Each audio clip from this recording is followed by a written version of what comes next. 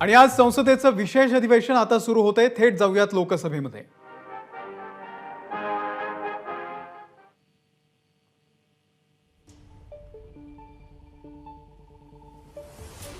तर संसदेचं आजपासून 5 दिवसीय विशेष अधिवेशन बोलावण्यात आलेलं आहे। आज जुन्या इमारतीमध्येच हे अधिवेशन होतंय आणि उद्यापासून नवीन इमारतीमध्ये संसदेचं सत्र सुरू होणार आहे। अगदी काही मिनिटांमध्ये पंतप्रधान नरेंद्र मोदी संसदेला संबोधित करतील, सर्व सदस्यांना संबोधित करणार आहेत। भाजपा आणि काँग्रेस या दोन्ही पक्षांकडून या अधिवेशनासंदर्भामध्ये व्हीप जारी करण्यात आलेला आहे। सर्वांनी उपस्थित राहावं असं सांगण्यात आलंय।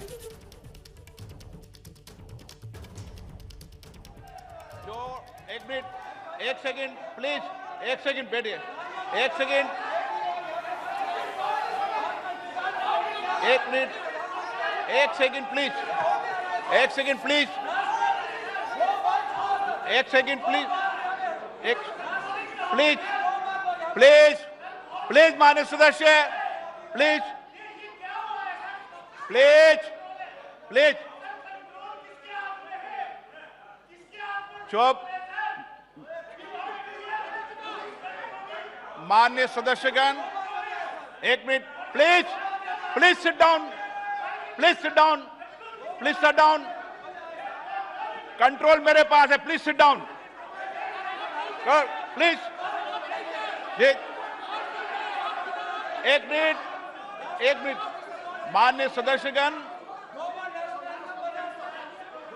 एक minute please, please please please please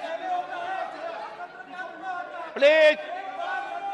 माननीय सदस्य, मैं एक विषय मैं बता रहा हूं आपको, एक मिनट बता रहा हूं, एक मिनट बता रहा हूं मैं। माननीय सदस्यगण चलिए, माननीय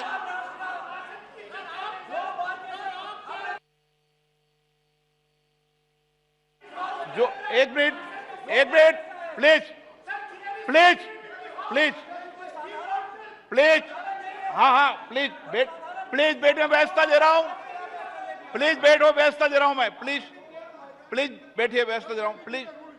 माननीय सदस्यगण, जो कुछ भी टेक्निकल चूक हुई है मैं उसकी जांच कराऊंगा। इसमें पॉइंट ओके प्लीज।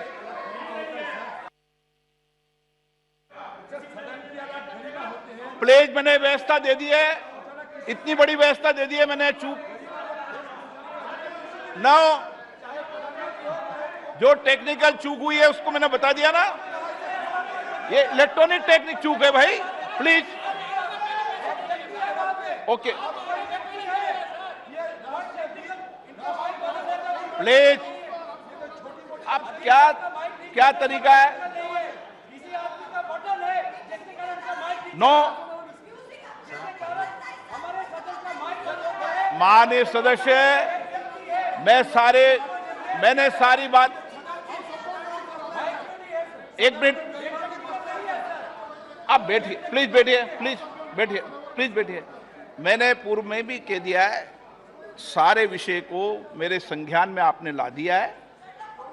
कभी टेक्निकल चूक हो जाती है, मैं सारे विषय की जांच कराऊंगा। Okay okay please please please please please please. माननीय सदस्यगण प्लीज बैठिए, माननीय प्लीज एक मिनट बैठिए, ये व्यवस्था ठीक नहीं है, आप बैठिए बैठिए बैठिए, क्या बैठिए बैठिए प्लीज, विषय आपको मौका देंगे प्लीज, ऐसे क्या। हाँ चलिए प्लीज, कोई अपमान नहीं है, टेक्निकल चूक है। Okay please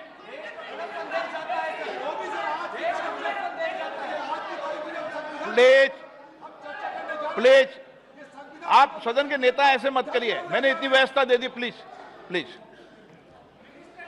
please.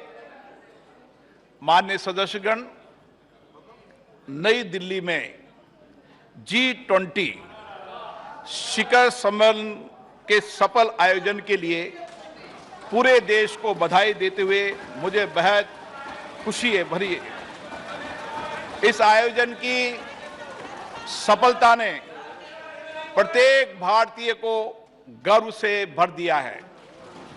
इसने वैश्विक स्तर पर देश की नेतृत्व की क्षमता को एक नया आयाम दिया है। मैं इस आयोजन को आम जनों का आयोजन बना देने की माननीय प्रधानमंत्री जी के विजन की सराहना करता हूं। भारत के सभी राज्यों और केंद्र शासित प्रदेशों के 60 शहरों में 200 से अधिक बैठकें हुई है, जो अभूतपूर्व है। दुनिया भर से आए 42 प्रतिनिधि मंडलों के साथ G20 नई दिल्ली लीडर समिट अपने आकार, भव्यता और प्रभाव में अभूतपूर्व था। इससे विश्व को भारत की विविधता, लोकतांत्रिक शक्ति और प्रतिभा को देखने का अवसर मिला है।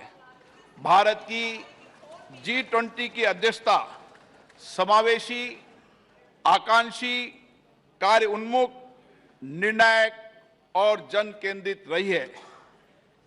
G20 नेताओं के शिखर सम्मेलन में लिए गए निर्णय परिवर्तनकारी हैं और ये आने वाले दशकों में वैश्विक व्यवस्था को नया रूप देने में सहायक होंगे।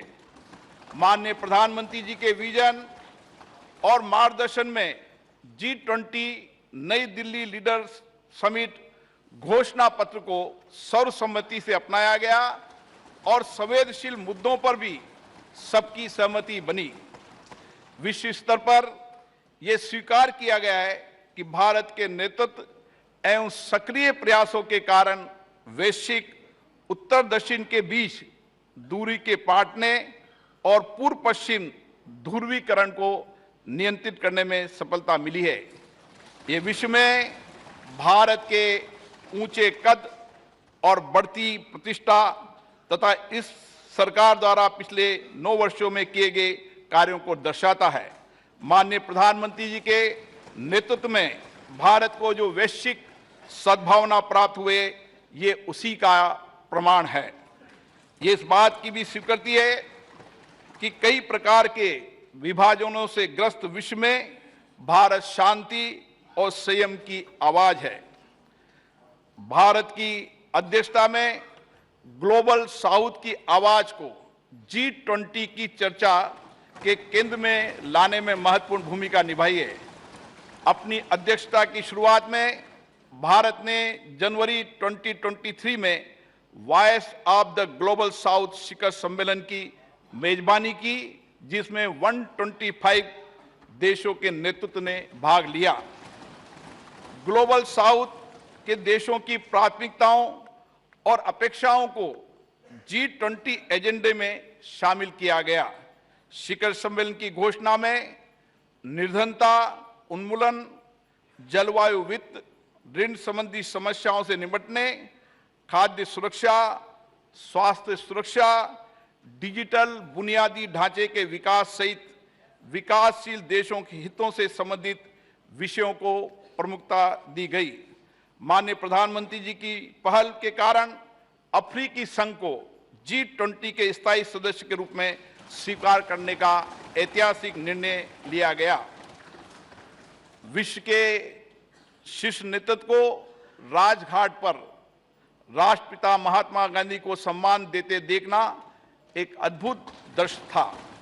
उन सभी ने महात्मा गांधी द्वारा प्रतिपादित शांति और अहिंसा के सार्वभौमिक विचार और वर्तमान समय में इसकी प्रासंगिकता को स्वीकार किया गया।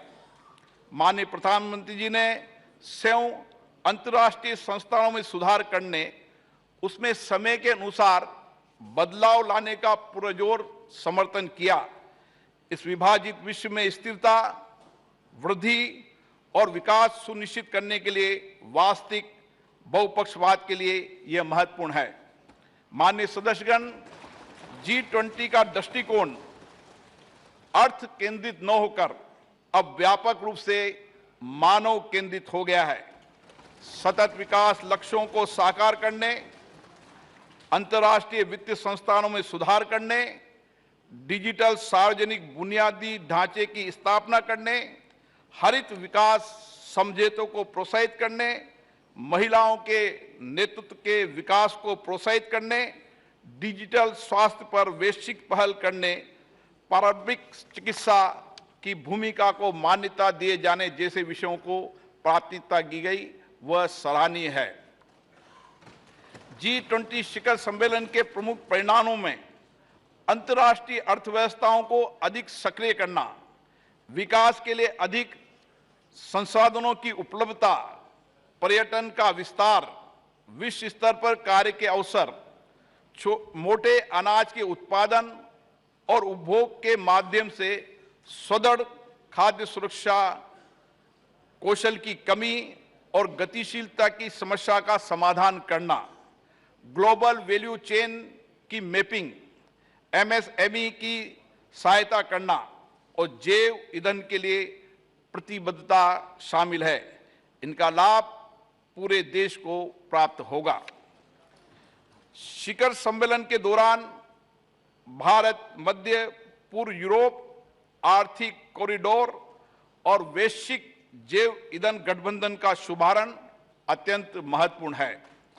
इन पहलों से एक कनेक्टेड भविष्य की नींव रखी गई है, जिसमें आगे भी भारत की महत्वपूर्ण भूमिका बनी रहेगी।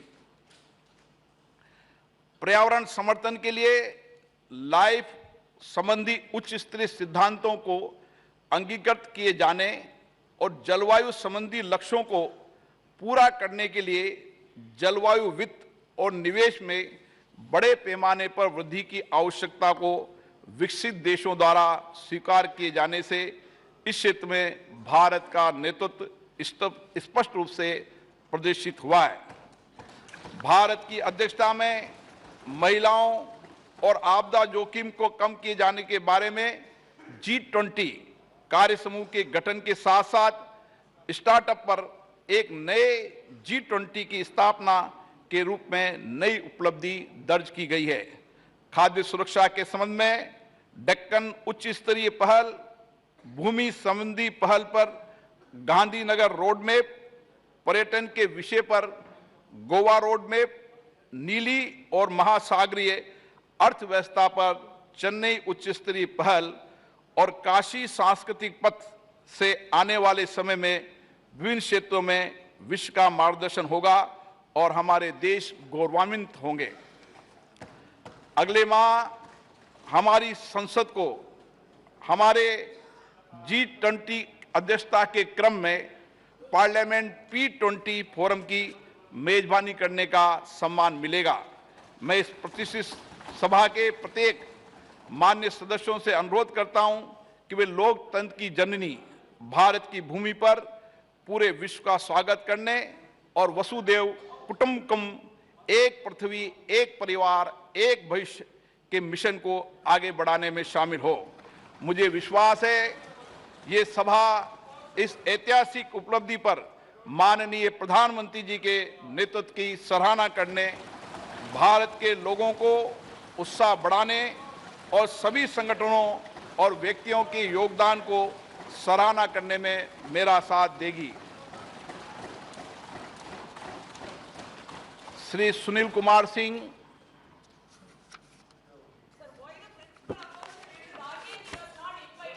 माननीय अध्यक्ष महोदय, मैं विशेषाधिकार समिति का 6ठा प्रतिवेदन हिंदी और अंग्रेजी संस्करण सभा पटल पर रखता हूं। धन्यवाद। मान्य सदस्यगण, हमारा ये संसद भवन स्वतंत्रता प्राप्ति की ऐतिहासिक घड़ी से लेकर भारत के संविधान निर्माण की संपूर्ण प्रक्रिया और इसके साथ ही हमारे आधुनिक राष्ट्र की गौरवशाली लोकतांत्रिक यात्रा का साक्षी रहा है। स्वतंत्र भारत की प्रथम लोकसभा के अध्यक्ष श्री गणेश वासुदेव मावलंकर जी ने 15 मई 1952 को अपना पदभार ग्रहण किया था। देश की सर्वोच्च लोकतांत्रिक संस्था के प्रथम अध्यक्ष के रूप में उन्होंने नियम समिति, विशेषाधिकार समिति, कार्य मंत्रणा समिति सहित कई अन्य संसदीय समितियों की स्थापना की और सदन के अंदर उच्चतम परंपराओं की नींव रखी। इस सदन में अभी तक मेरे पूर्व 16 माननीय सदस्य अध्यक्ष सदन के आसन पर विराजमान हुए और उन सभी ने श्रेष्ठ परंपराएं स्थापित की है।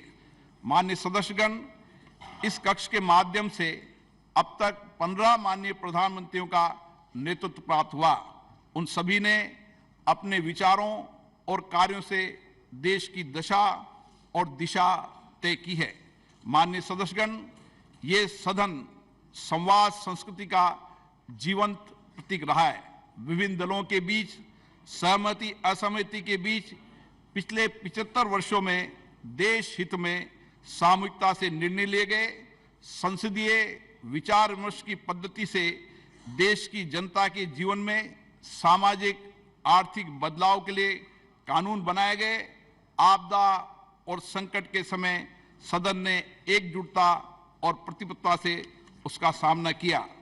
आज इस कक्ष में कार्रवाई का अंतिम दिन है। हमारे देश की लोकतांत्रिक यात्रा में इस भवन का योगदान अतुलनीय है। आज के बाद सदन की कार्रवाई नए भवन में संचालित होगी। हम नए भवन में नई आशाओं, नई उम्मीदों के साथ प्रवेश करेंगे। मुझे विश्वास है कि हमारी संसद के नए भवन में हमारा लोकतंत्र नई ऊंचाइयों को प्राप्त करेगा। एबीपी माझा, उघडा डोळे बघा नीट।